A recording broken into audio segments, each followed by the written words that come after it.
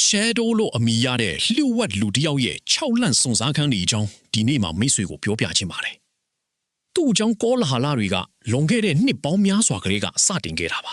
။ "तू ကဘသူလဲဘလို့လူမျိုးလဲဆိုတာဘသူမှတိတိကျကျမသိကြပါဘူး။တချို့ကတော့သူကို shadow လို့ခေါ်ကြတာကသူဟာမမျှော်လင့်ပဲပေါ်လာတတ်ပြီးအမြဲတမ်းနောက်ကနေလိုက်နေတတ်လို့ပါလို့ပြောကြပါတယ်။ဒီလိုအန်ဒီယာကြားကနေတချို့လူတွေကတော့သူတို့ရဲ့ပုံမှန်ဘဝတွေကိုဆက်လက်ရှင်းတန်းနေကြတာကိုတွေ့ရပါတယ်။ဥပမာဒီအဖွဲ့တဲကလူငယ်တဦးဟာနာမည်ကြီး rap အဆိုတော် Lil Yachty ရဲ့ပရိသတ်တယောက်ဖြစ်ကြောင်းဂုဏ်ယူစွာပြောပြလာပါတယ်။ Shadow အကြောင်းပြောဆိုမှုတွေကနေတစ်ဆက်သူတို့ဟာသူ့ကိုတွေ့ဖို့ပြင်ဆင်နေကြတာကိုမိတ်ဆွေမြင်ရပါလိမ့်မယ်။သူတို့ကဘာကြောင့် Shadow နဲ့တွေ့ဖို့လိုတာလဲ။ဘာကြောင့်ဒီလိုစွန့်စားခန်းကိုဝင်ရောက်ကြတာလဲဆိုတာတွေးစရာပါ။သူတို့ရဲ့အစီအစဉ်တွေကဘာတွေလဲဆိုတာမကြခင်မိတ်ဆွေသိလာပါလိမ့်မယ်။ American မှာဓားပြတိုက်တယ်ဆိုတာဘယ်လိုပုံစံလဲလို့တယောက်ကမေးလိုက်ချိန်မှာအခြေအနေကရုတ်တရက်ပြောင်းလဲသွားပါတယ်။အဲ့ဒီနောက်မှာရဲအရာရှိတူရောက်လာပြီးတနက်ချခိုက်လိုက်ချိန်မှာတော့အခြေအနေဟာပိုပြီးရှုပ်ထွေးလာပါတော့တယ်။အဲ့ဒီလိုရှုပ်ထွေးနေတဲ့အခြေအနေမှာပဲဇက်ဆောင်တွေကစိတ်အေးအေးထားပြီးရင်ဆိုင်နေကြပါတယ်။အဲဒီနောက်ရောက်ရှိလာတဲ့ချင်းဆိုသူအမျိုးသမီးတဦးက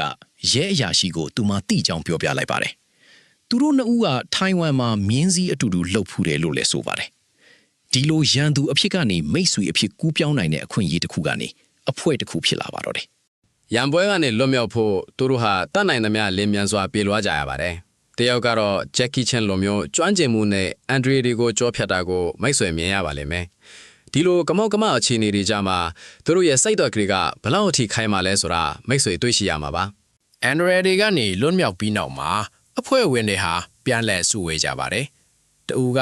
တဦးထနှစ်ဦးကပိုကောင်းတယ်လို့ပြောပြီးပူးပေါင်းလှုပ်ဆောင်ဖို့အကြံပြုလာပါတယ်။အင်အားစုတွေပေါင်းစည်းလိုက်ရင်ဘလို့အကျိုးရလဒ်တွေထပ်ပေါ်လာမလဲဆိုတာမိတ်ဆွေစိတ်ဝင်စားမှာပါ။သူတို့ဟာနောက်ထပ်စွန့်စားခန်းအကြအဝတ်စားတွေလဲလှယ်ဖို့ပြင်ဆင်နေပါတယ်။သူတို့ရဲ့မတူညီတဲ့အမီနာမတွေအကြောင်းကိုလည်းရဲစရာကောင်းတဲ့ပုံစံနဲ့ပြောဆိုနေကြပါတယ်။ဒီလိုအသေးစိတ်ပြင်ဆင်မှုတွေဟာသူတို့ရဲ့စွန့်စားခန်းကိုဘလို့အထောက်အကူပေးနိုင်မလဲဆိုတာမိတ်ဆွေတွေးကြည့်ပါလေ။နောက်ဆုံးတော့လျှို့ဝှက်စမ်းကြတဲ့အိတ်တလုံးဟာသူတို့လက်ထဲရောက်ရှိလာပါပြီ။အခြေအနေတွေရှုပ်ထွေးလာပြီးတနက်တွေထုတ်ချိန်မှတောင်ဇက်လိုက်ကကျွန်တော်ကိုပြစ်ပါလို့အေးဆေးဆေးပြောဆိုလိုက်ပါတယ်။ဒီလိုမယုံနိုင်လောက်စရာငြိမ့်သက်မှုမျိုးကဘဲကလာတာလဲလို့မိတ်ဆွေတွေးမိမှာပါ။ဇက်လိုက်ဟာမင်းကလေးတို့ကိုချင်းကပ်ပုံအကြံပြုချက်တွေပေးရင်သူ့ရဲ့သိစိတ်တဲ့ယုံကြည်မှုကိုဖော်ပြပါတယ်။မျက်လုံးချင်းစုံပြီး30စက္ကန့်အတွင်းချင်းကပ်ရမယ်အမြဲတမ်းပြုံးနေရမယ်လို့သူကပြောပါတယ်။ဒီလိုတိမ်မွေးတဲ့ယုံကြည်မှုဟာလူတစ်ယောက်ကိုဘလောက်ထိဆွဲဆောင်နိုင်လဲဆိုတာမိတ်ဆွေမြင်ရပါလိမ့်မယ်။နောက်ဆုံးတော့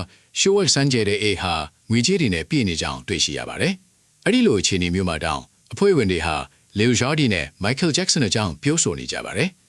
ဇာလက်ရဲ့အေးဆေးတည်ငြိမ်တဲ့သဘောထားကဘယ်လိုအခြေအနေမျိုးမှမဆိုအလုပ်ထစ်တယ်ဆိုတာဒီဇာလန်ကနေမိတ်ဆွေတင်ယူနိုင်ပါတယ်။ဒါဟာကြီးမားတဲ့ပုံစံတစ်ခုရဲ့အစိတ်ပင်တစ်ခုထားဖြစ်ပါလိမ့်မယ်။